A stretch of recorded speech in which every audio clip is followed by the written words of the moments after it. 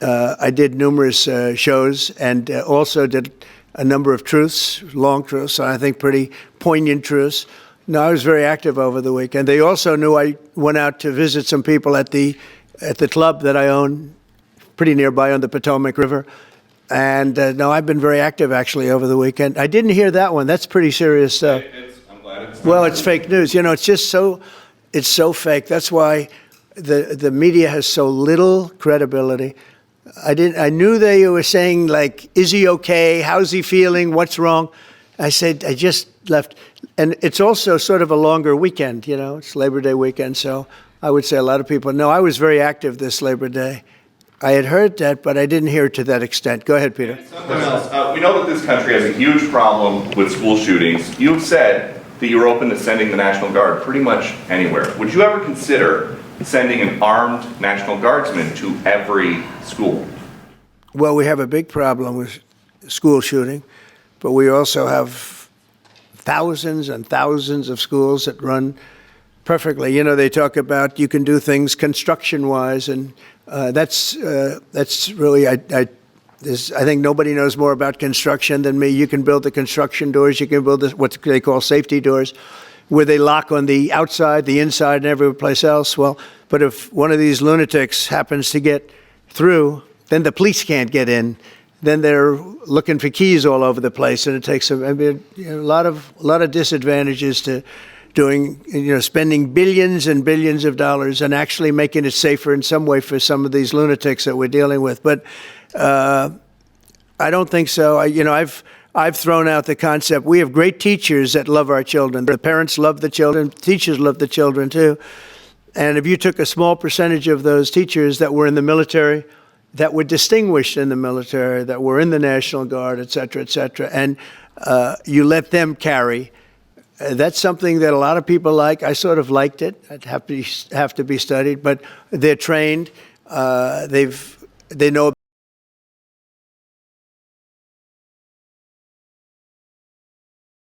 But it just we've had a lot of instances. Other countries have also. They have different kinds of problems than we have, but we do have. There's something going on. And it's a bad thing. Yes, please. Have you spoken with President Putin in the past week? Have you spoken with President Putin in the past week? Yeah, I don't want to. I have learned things that will be very interesting. I think in the next few days you'll find out. Will there be any consequences if there isn't some type of announcement of a meeting with President Putin and President Zelensky? Yeah, and what could those consequences be? We're going to see what happens. We're going to see what they do and what happens. I'm watching it very closely. Last week they lost 7,000 between the two countries. 7,313 soldiers, to be somewhat exact, for no reason whatsoever. And they're Russian and they're Ukrainian, but, they're soldiers. I want to see it end. Yeah. Mr. President, have you decided you're definitely going to send National Guard troops to Chicago?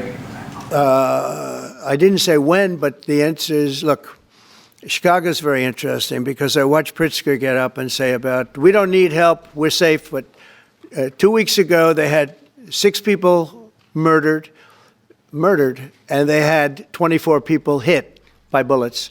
Last week, as you know, it was 7 people, 24 people hit, and 7 people died. And then over the last 2 days, that was the crown jewel. They had, I guess, 9 or 10 killed, and 50 hit with bullets. And you have this governor get up, who's a terrible governor. Probably he and Gavin Newsom would be probably the 2 worst and most naive. They're naive. Either they're naive or they're very untruthful. And he'll say, we don't want any protection. We don't need. So in the last 3 weeks, he's lost almost 20 people killed. There's no place in the world, including you can go to Afghanistan, you can go to places that you would think of. They don't even come close to this. Chicago is a hellhole right now. Baltimore is a hellhole right now. Parts of Los Angeles are terrible. If we didn't put out the fires, and I mean the other fires, the bullet fires, they didn't do a good job with. They should have had the water coming down, like I said. We had to release the water. We had to go in and release the water to L.A. It's so badly run. But if I didn't send the National Guard into Los Angeles, I would be making an announcement today. I'd be talking about Huntsville, and I'd simultaneously be saying, by the way, the Olympics is not coming to Los Angeles. If we didn't do that, and even the sheriff, the top law enforcement person in Los Angeles said, we could not have handled it without them. So that's what he said. Make your mind up on Chicago, though? Well, we're going in. I didn't say when, we're going in. When you lose, look, I have an obligation. This isn't a political thing. I have an obligation. When we lose, when 20 people are killed over the last 2.5 weeks, and 75 are shot with bullets. So let me tell you a little story about a place called D.C., District of Columbia, right here where we are. It's now a safe zone. We have no crime. It's in such great shape. You can go and actually walk with your children, your wife, your husband. You can walk right down the middle of the street. You're not going to be shot, Peter. You're safe. Everyone likes you anyway. They probably wouldn't do it. But it's so dangerous. And there are people in this audience you've suffered greatly. There are people in this audience that have been mugged and hurt badly, and they don't want to talk about it. Maybe you were very brave in talking about it. You made quite an impression on a lot of people. I appreciate it. But there were other people in this room that have been hurt very badly just walking down the street in D.C. Washington, D.C. is a safe zone right now. It's a safe city. The restaurants are open. They're booming. You can't get a restaurant. New restaurants are announcing that they're going to be open. This took place in 12 days. Now it's 15 days, but 3 days ago it became what's known as a safe zone. It's a safe city. And this city was really bad, really, really bad. We took 1,600 people out, hardcore criminals that will not be coming back anytime soon. And we're very proud of it. You know, to have our nation's capital lose every week. You know, it was like years, many years, where every single week somebody was killed for many, many, many consecutive weeks. This went on for years. And then we had, last week it was announced that nobody was killed last week. And I made that announcement in front of a very distinguished leader of a country. And I'm saying proudly, ladies and gentlemen, nobody was killed in Washington, D.C. this week. He looked at me like, what's that all about? I say, yeah, we have a little bit of a crime problem, and we don't have a crime problem in Washington anymore. And the mayor has been very helpful, and the police commission has been very helpful, and it's been a great team. And I would love to have Governor Pritzker call me. I'd gain respect for him and say, we do have a problem, and we'd love you to send in the troops, because you know what? The people, they have to be protected. I saw today on one of your networks, not a friendly network, really the opposite, I would say, very unfriendly network. And they interviewed about 12 people on this morning. Most of them were African American, they were black. And they were saying, please, please, please let the president send in. These were people from Chicago. Please, we need help. We need help. We can't walk outside. We're petrified. If the governor of Illinois would call me up, I would love to do it. Now, we're going to do it anyway. We have the right to do it because I have an obligation to protect this country. And that includes Baltimore. I saw where Governor Moore was asking me to take a walk down the street of Baltimore. Well, Baltimore is a very unsafe place. It's rated number 4 in the city, one of the most unsafe places anywhere in the world. But, you know, we took care. This was a beautiful thing that happened in Washington because we showed that it could be done. And this wasn't just sending big, strong guys, and they are big and they are strong. You know, we had a great decision from the Supreme Court that had to do with sort of talent. It had to do with you are put down based on merit. You can hire based on merit. So merit for a soldier or for a policeman is strong, physically fit, having a certain ability, not a person that is woke and got the job through woke, but wasn't strong enough to lift a gun out of the holster, et cetera, et cetera. No, I looked at the police. As you know, last week I went over, we had a meeting there had to be 300 people, and they were all very impressive looking. And when the bad guys see them, they're not going to do a thing. And so I'm very proud of Washington. It serves as a template, and we're going to do it elsewhere. But Chicago is certainly going to be high. I would love to have him call. I would love the governor of Illinois. I'd be honored to take his call. All he has to do is say, sir, we need help. It's out of control. And everyone knows it is. He's not kidding anyone.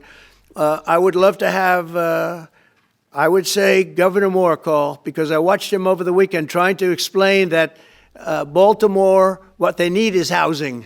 No, they don't need housing. They need to get rid of the criminals. These are hardcore criminals. You know, we took many people off the streets of Washington, D.C.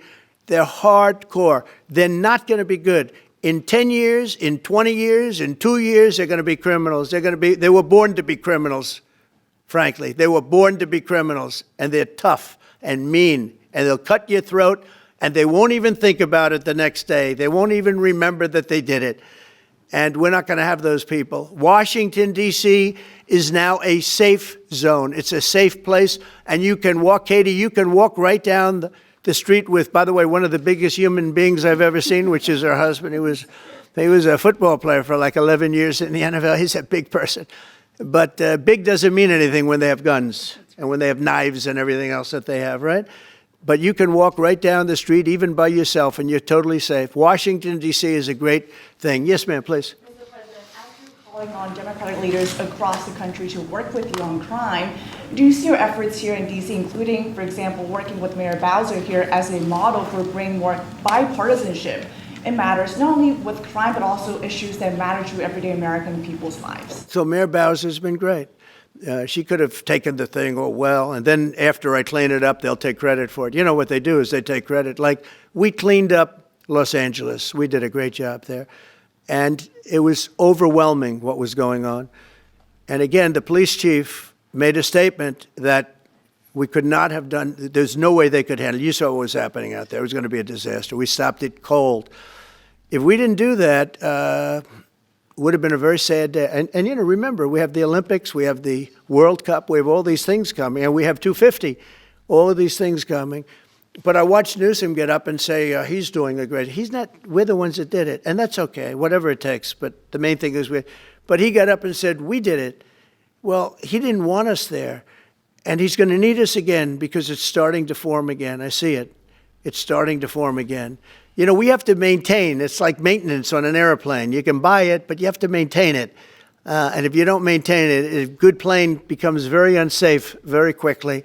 So it's an honor to do it. It's a lot of presidents wouldn't do what I'm doing. I don't need this heat. But when I watched television last night and I'm watching the news and I see that 9 people were killed in Chicago and 54 were badly wounded with bullets, I say, that's not this country. We have to do something. And I do say this, I say this very much. I'm not speaking to anybody but them right now. I would love to receive calls from governors and mayors saying they need help. We'll help them. We have a lot of people. We have a great force. We have a great military force. You know, Pete will tell you that when I was running for office, and this was a big headline, I think, you know, probably got me a couple of votes, but you couldn't sign people in the military. Nobody wanted to join the military, the Army, Air Force, the Navy, Marines, Space Force, Coast Guard. We never forget Coast Guard because they've done such a great job. Never. But nobody wanted to join any of them. We were way below what we wanted. Every single one. The closest was the Marines, whatever that is. You'll explain that to me. But the closest was the Marines. But every service was way down, way down. And then I got elected, and our country's the hottest country anywhere in the world right now. Everybody's talking about the USA. They're talking about the job that we're doing. Everybody. We have the best economy. We have a very, very important decision being made by the Supreme Court because our country is the richest, the strongest, the most powerful. But if for some reason some liberal court, I'm talking about the court that just ruled, where even an Obama judge voted in favor of us, which I gave him a compliment yesterday, as you know. I said that took great courage. But it's a liberal court, and it's going up to the Supreme Court, who I think have been incredible people. I think they've made very wise decisions. But the tariff question, because without the tariffs, this country is in serious, serious trouble. We've taken in almost $17 trillion of investment is coming in. Most of it is coming because of tariffs. And if for some reason somebody wanted to be politically correct, I actually think it's unpolitically correct. I think politically correct is to approve it, because there's nothing so popular as what's happened to our country. Our country is doing so well. But we had a liberal court gave us a very shocking ruling, and that ruling is basically saying that the trillions of dollars that are pouring into our country, putting us in a position like no country is anywhere in the world, that they'd like to see us that taken away. By the way, a lot of the people behind that lawsuit, that particular, are from foreign countries, I might add. There's a video that is circulating online now of the White House where a window is open to the residents upstairs and somebody is throwing a big bag out the window. Have you seen this? No, that's probably AI generated. Actually, you can't open the windows. You know why? They're all heavily armored and bulletproof. So that's a fake video? Well, it's got to be, because I know every window up there. The last place I'd be doing it is that, because there's cameras all over the place, right? Including yours. No, but every window, I've never seen a window that's, in fact, my wife was complaining about it the other day. She said, love to have a little fresh air come in, but you can't. They're bulletproof. And number one, they're sealed. And number two, each window weighs about 600 pounds. You have to be pretty strong to open them up. No, that has to be, where was the window? Let me see.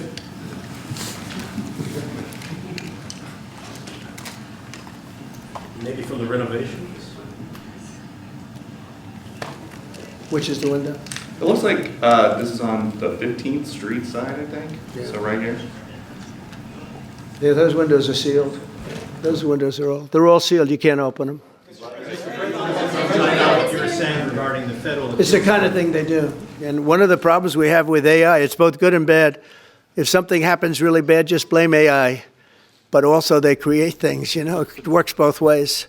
If something happens that's really bad, maybe I'll have to just blame AI. But there's truth to it, because I see so many phony things. I saw something as I was growing up, from the time I was a baby till now. I said, who did that? It was AI generated. So it's a little bit scary, to be honest with you. But those windows are all very heavily sealed. Thank you, Mr. President. I want to follow up with what you were saying regarding that federal appellate court that ruled against you and your administration as it relates to your ability. Well, they ruled against our country, the court, and they ruled against us before. It's a very liberal court. You called it highly partisan in your Well, it social certainly media posts. is. It certainly and in is. fact, it was along ideological lines, 7-4. Well, except that we actually got one of the Obama judges that was appointed by President Obama voted in favor of the tariffs, because he felt it was imperative for our country to thrive and survive even. And I gave him credit. I said, you know what? That took a lot of courage for him to do it, because you don't see that often. So my question is, I suspect you're going to appeal that all the way to the Supreme Court. Well, we already have, yeah. In fact, we're doing something else. We're going to be going to the Supreme Court, we think, tomorrow, because we need an early decision. I mean, look, the financial fabric of our country, we're a rich, incredible country right now, and we're able to, you know, other countries use tariffs on us for years, and we never did. I did a lot during my first term, but then we had COVID and we had to focus on other things. You couldn't be tariffing Italy, Spain, France, as they were dying by the thousands and millions. But we did with China, and China paid us billions and billions of dollars. And I started the process, but then I had to end it a little bit because of COVID. We focused on that. But no, it's a very important decision. And frankly, if they make the wrong decision, it would be a devastation for our country. We've taken in trillions of dollars.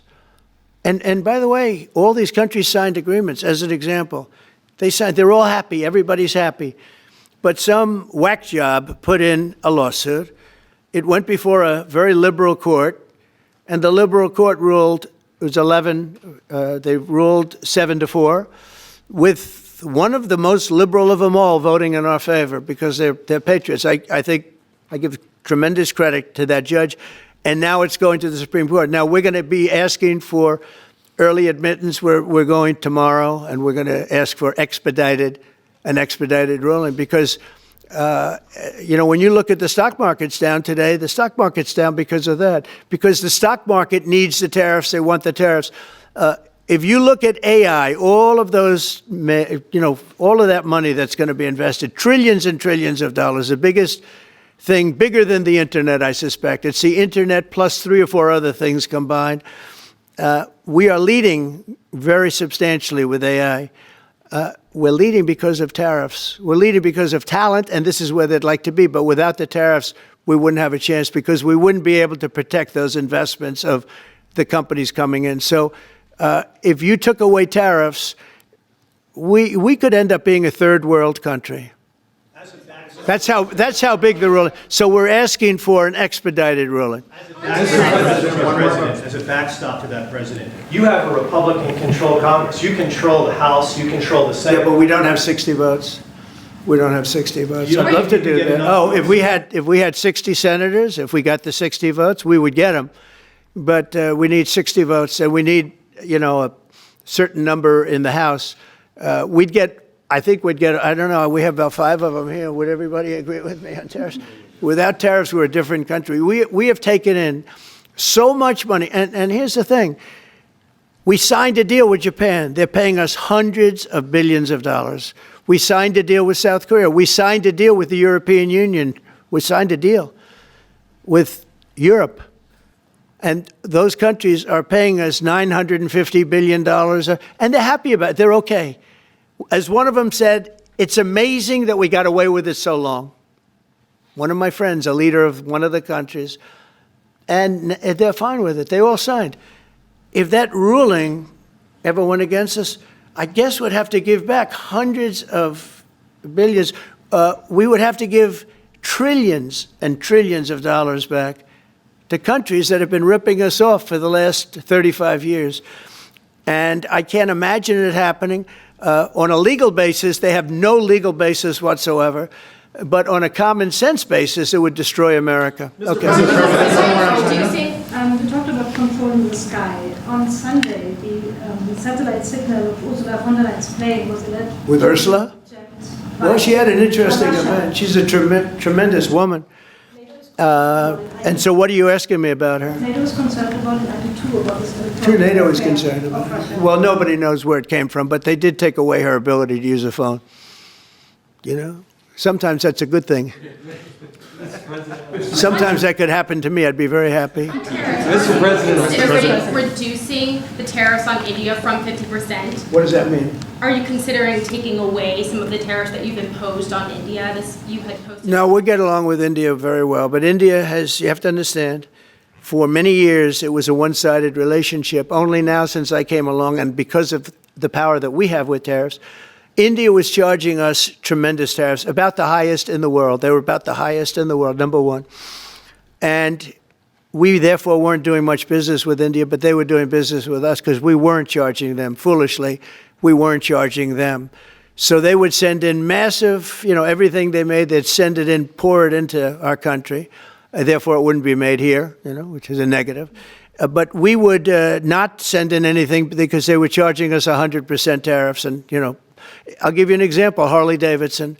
Harley Davidson couldn't sell into India. There was a 200% tariff on a motorcycle. So what happens? Harley Davidson went to India and built a motorcycle plant.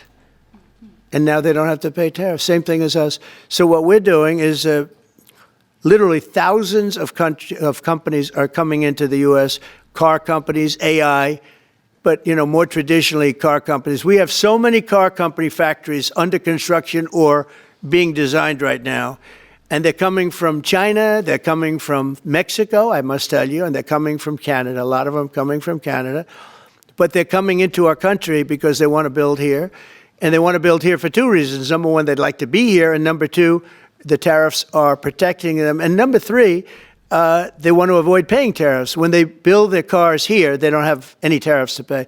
When you build here, you don't have any tariffs. Mr. President, Go ahead, in light of the Minnesota shooting last week, the Department of Homeland Security is now awarding more than $100 million to hundreds of faith organizations across the country to help them ramp up security. What's your vision for further protecting religious liberty across the country amid incidents of threats and So violence? religious liberty is so important, and we're talking about every religion now, and we're doing things on that nobody else has ever done, and we're going to be having a big announcement in about 2 weeks on that question. Yeah, please. On Space Command, sir, are you concerned that people may not be willing to relocate from Colorado to Alabama? No, I'm not worried. Then we'll get somebody else. Colorado. I mean, the problem with Colorado is they have a very corrupt voting system. Look, I have so many friends in Colorado. Anytime you have mail-in voting, you have corrupt elections. Very simple. It's very simple. Even Jimmy Carter said it with his commission. They set up a commission with him and Scoop Jackson and some people, highly regarded people. And they said the finding was, if you have mail-in voting, you will have corrupt elections. Well, your radical left governor decided that he was going to have all mail-in voting in Colorado. Once you have all mail-in voting, and for whatever reason, the Democrats cheat. And they cheat like, they're not stupid. That's the only thing. They're no good on policy. They're no good on management. They're no good at government. But they're great at cheating. And they stick together, too. I give them credit for sticking together. Mr. President, please. Obviously, this is a big win for national security, moving this to Alabama. We've all can agree with that. Big. Is there any idea of the economic impact this has on the state and on that local area? Katie, do you want to answer that? Look, I mean, go ahead. Please go. This is going to be tremendous. I mean, the state of Alabama, what we've seen through this process is the worst of Washington. We've seen politics get in the way of what is best for the warfighter, what's best for national security.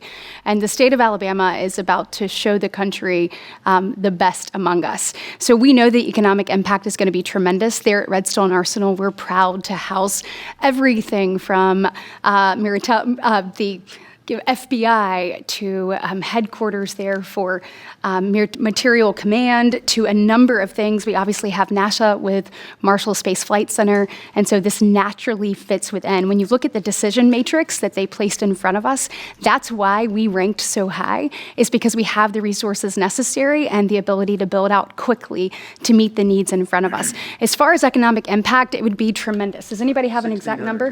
1,600 jobs. 3,000 spinoff. With 3,000 spinoff. Look at this. This is teamwork right here. So we are really proud, and the people of Alabama are ready to get to work. And I've got a housing question, if you could, just for a second, Mr. Yeah, President. please. Owning a home and going about the American dream seems like it's out of touch for a lot of Americans. Just recently, you pushed out a statement about addressing an emergency housing situation. That's right. We're thinking about doing that. Yeah, can you just... Well, we need a little help from the Fed. We have a man named Jerome Too Late Powell. You probably heard of him. He's too late. He's way too late. And the economy is so strong that it's pushing through that. Normally, it would have been much tougher. But we're doing so well that we're pushing through it. But it makes it very hard for people to get mortgages because too late is too late. Very simple. He's too late. And probably political, whatever. He wasn't too late before the election. Before the election, he was cutting rates, right? Because he was hoping that, I guess, Biden would get in or that Kamala would. He was a big Biden guy. Explain that one. And then he was a Kamala person. But he was hoping, I guess, she'd win, I guess. I don't know. It didn't work out too well. But, yeah, we need a very serious cut. You know, I think that if you look back many decades ago, the United States was always the lowest, even if they were doing badly. The United States was, because without the United States, everything in the world would die. It's true. It's so powerful. It's so big. And I made it really big in the first 4 years. Then it started to degenerate with what this Biden administration did. But we've built it up to a level that I never thought we could be at this quickly. We're the hottest, we're the best financially. The money coming in is so big because of tariffs and other things, but because of tariffs. Tariff gets us even those other things. Plus, it gets us great negotiators. I settled 7 wars, and numerous of those wars were because of trade. And numerous of the trade deals that I made were because of tariffs. It gives you a great negotiating ability. If that ability were taken away from us by a liberal court acting on essentially foreign nations, asking to get help from the United States government, when they've been doing this to us for 40 years. That's why we have $38 trillion in debt. We won't have it for long if they let us if they allow us to do what everybody knows we should be able to do. Yeah, please. Mr. President, another Biden-era action that you're now reversing is that you signed a deal last week to make federal buildings adopt and embrace classical architecture styles again. Can you talk to us about why you do that, and also what's your vision? Well, we want to see beautiful buildings. Now, you know, it's in the eye of the beholder. I've seen architectural reviews over the years. I'm an expert at it. I've gotten a lot of great reviews. But I've seen buildings that I didn't think were very good get great reviews, and I've seen great buildings get bad reviews. So, but it's just a standard. We want to have a good standard. We're building something here, you know, for 150 years they wanted a ballroom at the White House. We're doing something at the highest level, using great architects and all. And, you know, it's very exciting. But we have a lot of interesting things happening architecturally in D.C.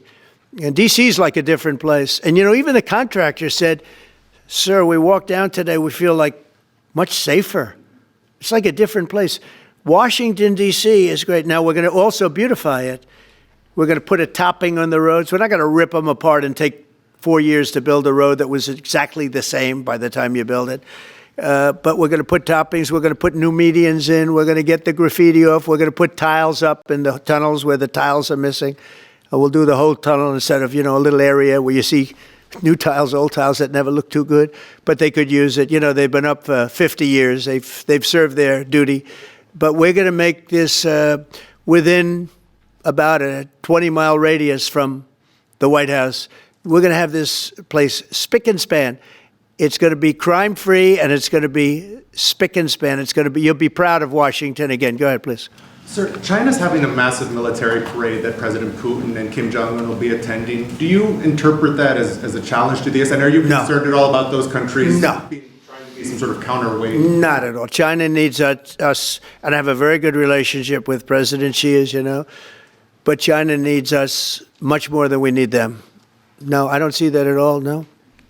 Maybe one more. And I had actually a very good meeting with President Putin a couple of weeks ago. We'll see if anything comes out of it. If it doesn't, we'll take a different stance. One March today in California ruled that your deployment of National Guard troops to Los Angeles was illegal. Do you have any response? Well, it was a radical left judge.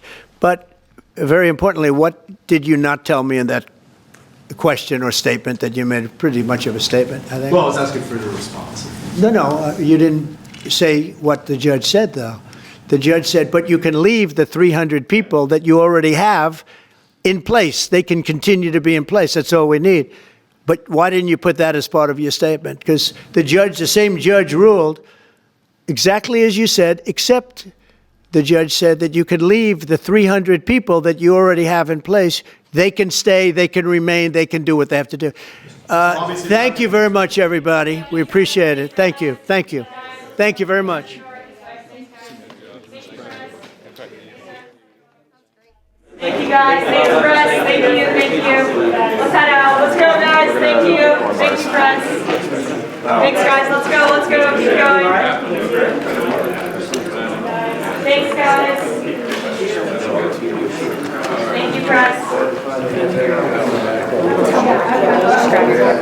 press.